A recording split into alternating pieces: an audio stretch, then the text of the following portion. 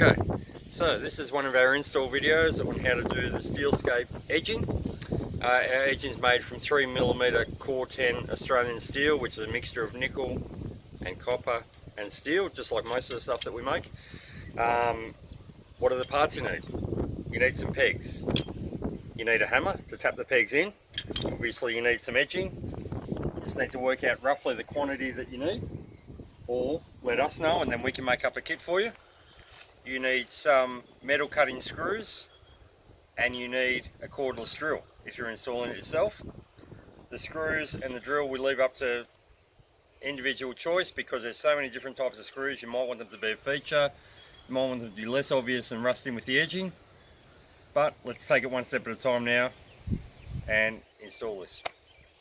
In today's case, we're just installing straight onto the lawn, just to show you how easy the setup is. But it can be to form a veggie patch with some loosely tilled soil in the middle, and you might have cut out a section of the lawn to do that.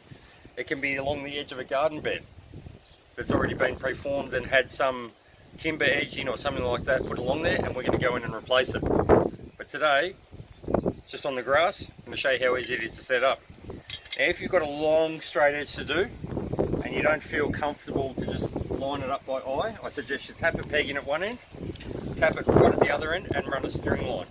You grab your pegs, grab your hammer, work out where you want to put it. You start off with an end with no holes. Okay, so one end's got holes in it, the other end's bare. You stand it up, work out where your peg's going to go. The peg goes on the back of the edging. So this would be the side that faces the garden bed, this would be the side that faces the lawn. Line it up against there, 2 taps.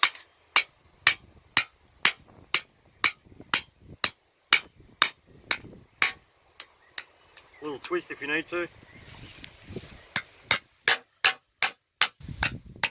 There's your first one in. Now that holds it up fairly straight, and keep in mind you don't really need these pegs when the edging is curving, because it'll self-support.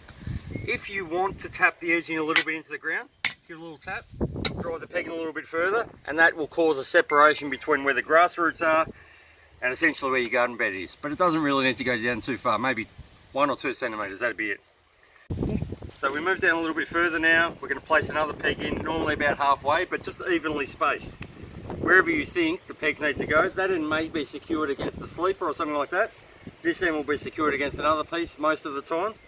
So normally in the middle is where the pegs would go. Twist the peg in line, a few taps. Once you get to close to the bottom, line it up. And just drive it home. And it's that simple to install this edging. When you come to a part where you want to join 2 pieces together, simply slide the piece down, the next piece, overlap it by about 5 centimetres, 4 centimetres, something like that. Put a clamp across the 2 and just drill through your screws from the front side, which would be the grass, to the back side, and then they're attached. If you want to do a longer section before you even start, what you can do is lay down the edging. You'll get it pretty straight and just drive 1 screw through each join, and that'll allow you to line them up a lot quicker, assuming you know your overall length. Not all garden beds are straight. A lot of them have curves, splines, which is like a wavy curve, even right angles sometimes. It's an option to get us to pre-form kits for you if you give us a floor plan and no extra charge of your whole garden, and then all the pieces, we'll number them to go together from 1 through to 10 or 1 through to 20 or whatever the number is of pieces, that the pieces go in order and all the bends are done, and it'll make it a lot easier to install. But if you just had some simple curves to do, all you need to do is repeat the process from before, where you start at one end, tap the peg in, remember this end has no holes in it, and then you grab the other end and you just drag it around to match your curve. Now what I was saying before about not needing pegs through the length of the edging applies here. Because the curve's there, it supports itself, and assuming that curve continues, we don't even need a peg here.